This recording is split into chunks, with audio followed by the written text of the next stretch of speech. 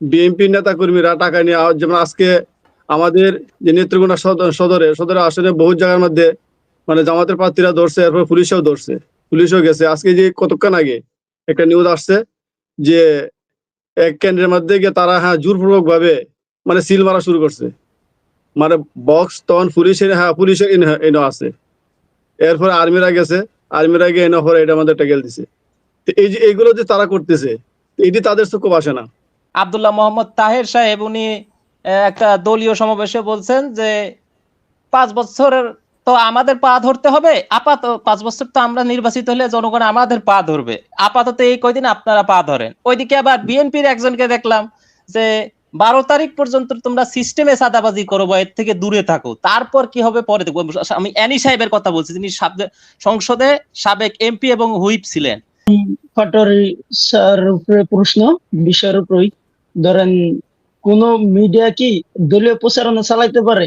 Vote দিবেন কিসে, ধানের শীষে, এটা কি কোনো আইনে আছে বৈধতা নাকি? এটা একটু জানাবেন। যেটা ক্লিয়ার হলো না, কি বলতে চাচ্ছে কথাটা বোঝা গেল না। জি জি, যেরকম মিডিয়া কি কোনো দলীয় প্রচারণা চালাইতে পারে নাকি? যেরকম সোশ্যাল মিডিয়া না, সোশ্যাল মিডিয়ার হিসাব আলাদা, যেরকম ধরেন টিভি চ্যানেল, বৈধ টিভি চ্যানেল গুলো যেগুলো। আচ্ছা আচ্ছা, অপেক্ষা করেন, আপনারা এটার উত্তর পাবেন। জি, ধন্যবাদ। আব্দুল সালাম বলেন। আসসালামু আলাইকুম ওয়া রাহমাতুল্লাহি ওয়া বারাকাতুহু। ওয়ালাইকুম সালাম।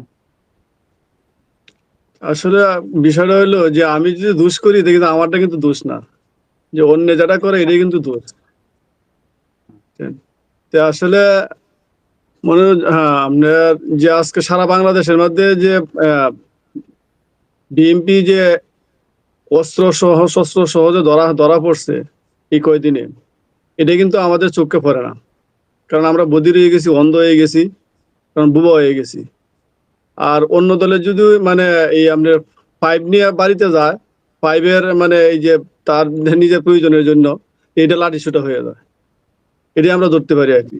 এটা কতটুকু সত্যতা স্যারা একটু বলবেন। আর একটা জিনিস হইলো যে এই যে টাকার বিষয় নিয়ে যে বহু জায়গায় বিএনপি নেতা কর্মীরা টাকা নিয়ে যেমন আজকে আমাদের যে নেত্রকোনা সদরে আসলে বহু জায়গার মধ্যে মানে জামাতের প্রার্থীরা ধরছে, এরপর পুলিশও গেছে। আজকে যে কতক্ষণ আগে একটা নিউজ আসছে যে এক কেন্দ্রের মধ্যে গিয়ে তারা জোরপূর্বক ভাবে মানে সিল মারা শুরু করছে, মানে বক্স তখন পুলিশ এনে আছে, এরপরে আর্মিরা গিয়ে এনে পরে এটা আমাদের টেকেল দিছে।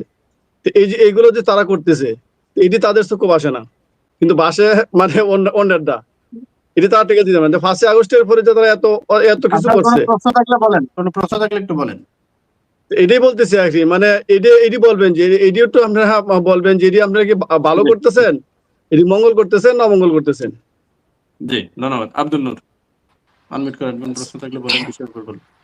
আসসালামু আলাইকুম। ওয়ালাইকুম সালাম। মনির ভাই, আপনাকে অসংখ্য ধন্যবাদ আমাকে সুযোগ করে দেওয়ার জন্য। আমি আসলে সবারই কথাবার্তা শুনছি, সম্মানিত যারা আলোচক আছেন ওনাদের সবার কথাই শুনলাম, খুব ভালো লাগলো। তবে আমি কিছুটা হতাশ, কারণ এই পর্যন্ত আমাদের দেশের নির্বাচনের যে প্রচারণাগুলো হচ্ছে মোটামুটি বলতে গেলে সুস্থভাবে অন্যান্য নির্বাচনের তুলনায় হয়েছে। তো আমার আশা যে ওনাদের কাছে, সবাই কাছে, সব দলের সবাই কাছে, যে আমরা চাই না যে আর একজন নাগরিক কারো হাতে হত্যার শিকার হোক, কারণ যার ফ্যামিলির লোক মারা যায় সে বুঝে। সুতরাং নির্বাচনের কে সামনে রেখে সামনের দিনগুলোতে যেন কোনো হত্যাকাণ্ড না হয়, এবং এই জন্য আপনারা যে আলোচক বিন্দু যে দল থেকে আপনারা প্রতিনিধিত্ব করছেন, সবার কি দায়িত্ব থাকা উচিত এবং প্রশাসনকে কিভাবে এই কাজে মানে নিরপেক্ষতা রাখা উচিত, অর্থাৎ এই সময়টা এখন বর্তমানে সম্পূর্ণ নিরাপত্তা বাহিনীর হাতে থাকা উচিত আমার মতে। কারণ সবাই সুযোগ খুঁজবে, সব দলে সুযোগ খুঁজবে কিভাবে আপনার নিজের দলে ভোট বাড়ানো যায়, কিন্তু এখানে নিরপেক্ষতা যে নিরাপত্তা দল যে আছে, যৌথ বাহিনী, ওনাদের কি কার্যক্রম থাকা উচিত এইটা নিয়ে আলোচনা করা উচিত। সবাই সবার দোষারোপ রাজনীতি করলে তো আমরা এর থেকে বাইরে যে ভালো কিছু পাবো না। হয়তো এখানে বলবেন এই দলের। ধন্যবাদ আপনাকে। মহিন একই কথা আবার বলতে চাইছেন। মহিন, কোনো প্রশ্ন থাকলে বলেন। ডিসকানেক্ট হয়ে গেছেন। রইসুল ইসলাম, এমডি রইসুল ইসলাম বলেন। আনমিউট করেন, আপনি মিউট করে দিয়েছেন, আনমিউট করেন। আসসালামু আলাইকুম। জি ওয়ালাইকুম আসসালাম। কি শোনা যাচ্ছে? জি শুনতে পাচ্ছি, শুনতে পাচ্ছি।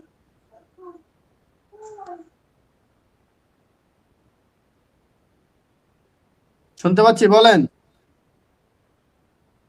আবার মিউট করে দিছেন, আনমিউট করেন। আপনি আবার মিউট করে দিছেন, আনমিউট করেন। আপনি শোনা যাচ্ছেন বলে আবার মিউট করে দিলেন কেন?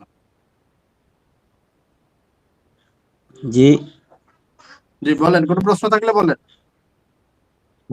জি, আজকে আমাদের জামাতের যে আমির সাহেব এই আপনি ঠাকুরগাঁওয়ের এই টাকা নিয়ে যে আপনার এয়ারপোর্ট থেকে টাকা নিয়ে ঢাকা এয়ারপোর্ট থেকে ক্রস করে আপনার সৈয়দপুরে যে গেছে, এই টাকাটা কি তার তো বৈধ টাকা, এখানে তো কারোর সাথে টাকা লেনদেন করে নাই। সেক্ষেত্রে এই টাকার বিষয়ে কেন এমন ক্লেম করতেছেন মিডিয়াগুলো এরকম ক্লেম কেন করতেছে না? এটা প্রশ্ন আমার সবার কাছে। জি ধন্যবাদ। নজরুল ইসলাম। আসসালামু আলাইকুম। আমার ছোট্ট একটি জিজ্ঞাসা, যে কোনো ভাইয়া কাইন্ডলি অতিথি ভাইয়া উত্তর দেবেন। গুড়ায় গলদ নির্বাচন কমিশন, সরকার এবং প্রতিটা দলের কেন্দ্রীয় নেতারা 45 জন ঋণ খেলাপি, 22 জন দ্বৈত নাগরিক, 66 জন, 300 আসনের জন্য, 300 আসনের মধ্যে 66 জন যদি সংবিধানের 66 নম্বর ধারায় পদাঘাত করলো, তাহলে কালকের নির্বাচনের পরে যারা সরকার গঠন করবে 300 জনের মাঝে 66 জড়িত ব্যক্তি সংবিধান বুঝে না, নির্বাচনের আচরণ বিধি ভঙ্গ করলো। 1 2 নির্বাচন কমিশন কিভাবে এদেরকে দিল? 3 অন্তর্বর্তী সরকার অন্ধের মতো চেয়ে চেয়ে দেখলো কেন? 4 প্রতিটা দল। জি ডিসকানেক্ট হয়ে গেছেন। মহিন, মহিন আনমিউট করেন, কোনো প্রশ্ন থাকলে বলেন। আচ্ছা, জি ধন্যবাদ ভাই আমাকে সুযোগ দেওয়ার জন্য। এখন আমি যেটা বলতে চাই, যে দুই পক্ষে এখন নির্বাচনী মাঠ বিভাজিত হয়ে গেছে, তাদের প্রত্যেকের সাইড থেকে আমরা কিছু বিতর্কিত কথা শুনতে পাচ্ছি। যেমন আমি দেখলাম যে আব্দুল্লাহ মোহাম্মদ তাহের সাহেব উনি একটা দলীয় সমাবেশে বলছেন যে 5 বছরের তো আমাদের পা ধরতে হবে, আপাতত 5 বছর তো আমরা নির্বাচিত হলে জনগণ আমাদের পা ধরবে, আপাতত এই কয়দিন আপনারা পা ধরেন। ওইদিকে আবার বিএনপির একজনকে দেখলাম যে 12 তারিখ পর্যন্ত তোমরা সিস্টেমে চাঁদাবাজি করো বা এর থেকে দূরে থাকো, তারপর কি হবে পরে দেখবো। আমি অ্যানি সাহেবের কথা বলছি, তিনি সংসদে সাবেক এমপি এবং হুইপ ছিলেন। তো এইটা যদি হয়, দুইটা মুখোমুখি মুখোমুখি দাঁড়িয়ে যাওয়া দুই দলের পরিস্থিতি, সেখান থেকে জনগণ আসলে কি করবে? Thank you very much.